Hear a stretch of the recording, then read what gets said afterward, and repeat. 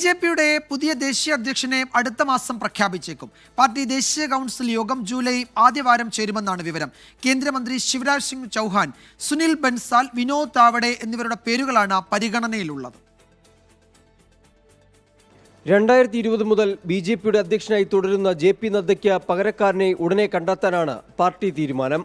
Party അധ്യക്ഷനെ പ്രഖ്യാപിക്കുന്നത് ഇപ്പോൾ തന്നെ വൈകി.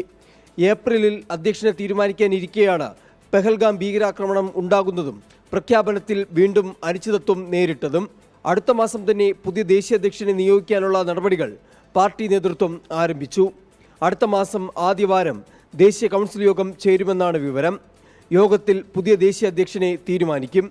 കേന്ദ്രമന്ത്രി ശിവരാജ് സിംഗ് ചൗഹാൻ, സുനിൽ ബൻസാൽ, വിനോദ് താവഡെ എന്നിവരുടെ പേരുകളാണ് പരിഗണനയിലുള്ളത്.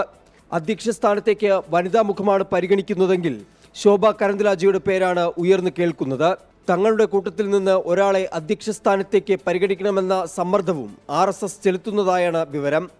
നിലവിലെ സംഘടനാ സാഹചര്യങ്ങൾ പരിശോധിച്ചായിരിക്കും അധ്യക്ഷനെ പ്രഖ്യാപിക്കുക.